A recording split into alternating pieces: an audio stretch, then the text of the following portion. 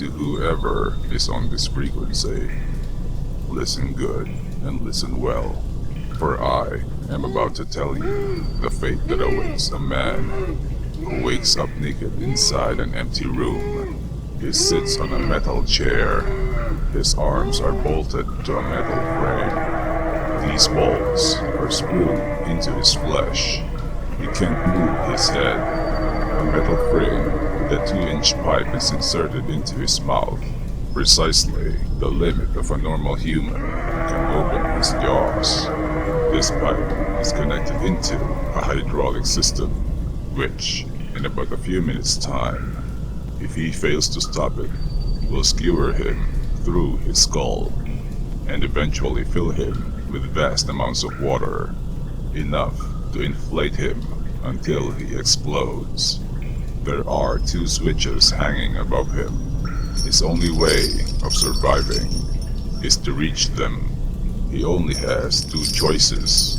On the left is freedom, on the right is live. But the question is, how will he be able to reach them? His fate hangs in a balance. But let me tell you why he is in such an ordeal. This man has done many bad things.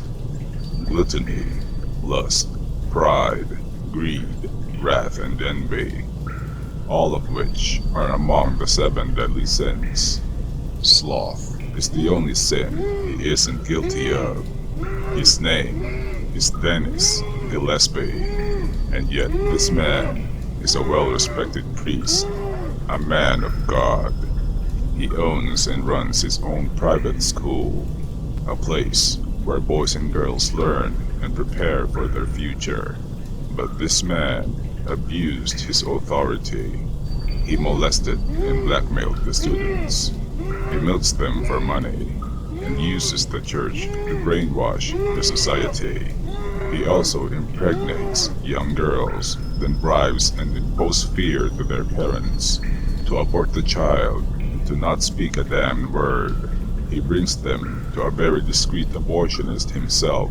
He enjoys immorality and indulges on lustful things. He envies the rich and powerful. Corruption is a very devious thing. One day, as he rapes a young boy, he loses control and kills the boy intentionally. He buried the boy's corpse under a big tree, which is located within his own school property, and acted like nothing even happened. For years, the boy and those he wronged never got justice. Until now. The timer has started. The pipe begins to push forward further into his mouth. He panics. He begins to pull his left hand. It hurts him. As he pulls his hand, his wound opens, lubricating the bolt with his blood, thus making it easier for him to wiggle it. But it doesn't help the excruciating pain. He pulls harder, moving it back and forth, making the wound bigger. He screams, but the pipe muffles his voice. He clenched his fist and pulls harder as he screamed, ripping his flesh and breaking the bones in his hand, leaving a gaping hole. He succeeded. His hand is free. Without hesitation, he reaches for the left switch and pulls it. Freedom. Soon, he will be at liberty. Or so he thought. To his surprise and confusion, the pipe doesn't stop. The monitor turns on instead, and plays a footage of him raping, killing, and burying the boy, along with the faces and names of all his victims. It was streaming live, and with him as the subject. Yes, he was set free by revealing the truth himself. For truth shall set you free. He cried. His eyes almost pops out of disbelief. He was screaming his lungs out while watching all of the evidence get publicized. He can't believe the fact that he got busted. His career as a priest is over. Somehow, his victims got the justice they deserved. But what about the boy? He knew that he will pay for his crimes. He screamed as he pulled his right hand as hard as he could, tearing his palm and breaking his wrist. The pain is unbearable.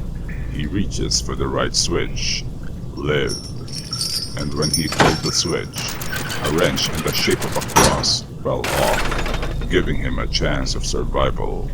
He pulled the wrench, but then water started gushing out of the pipe. He will die unless he do something. The will to survive kicked in. He knew that he has connections, people that will help him regain his power. He has moments to save himself. He was able to remove all the bolts from the metal frame, releasing him from the bondage. He vomits all the water he took in. He thought he was gonna die. He tried to stand up, but to his surprise, he saw that his feet are also bolted to the floor. The water pressure suddenly surged, filling the room with water. The bolt and the wrench were incompatible, so he tried to pull his feet and rip it out of the bolts. However, the bones in the feet are stronger than the hands. He used the wrench and hammered the bolts, hitting his feet instead. Time is running out. His heart is racing. His adrenaline kicks in. He smashed both his feet with a wrench to break the bones. Screaming, he bashed his feet again and again, crushing every bone. He used both arms to help his feet off the floor. He managed to rip it off, breaking his ankles and mangling his feet in the process. He tried to stand up, but he felt a sharp pain in his stomach. Then he realized that something is wrong. He tried to stand again, using both arms and legs together. The pain in his stomach seems to get more and more unbearable each time he pulls himself off the chair. That's when he noticed that he was sitting on a 1-inch pipe welded onto the chair, which is inserted into his anus. His hands are bloody. His hand slipped, receding him into the pipe. The pain was indescribable, but incomparable to the pain he caused to many young and innocent lives. There is no time. The room is getting flooded every second. He gathers his strength and gave out a reverberating scream. He lifts himself up from the chair, gritting his teeth, cursing. His arms and legs are shaking. His body trembles with fear and pain, inch by inch, as he felt it slowly scraping his rectum, until he was able to release himself from the contraption. He was somehow relieved, while blood runs down between his legs. However, how will he get out of the room? He notices a door. There's a keyhole, but where is the key? He crawled on all fours and looked around the flooded room. Maybe the key is in the walls, or the floor. Is it hanging from the ceiling? Except the key was inside of him all along. The key was tied to the end of the 8-inch long pipe that he sat on all this time. He grabbed the key, but loses it. Is he going to die here? He finds the key and used it on the door. The lock turned and the door opened, pushing him forward as the water rushed out along with him. He made it. He survived the trap. But is it worth it?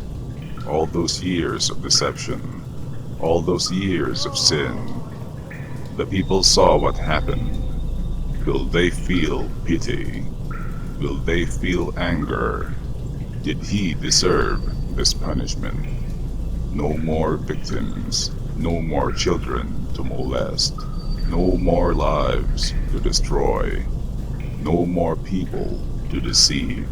As he raised his head and gazed upon the eyes of the people he diddled inside his own church, are now witnesses of his pitiful and shameful crimes. Yet he is alive.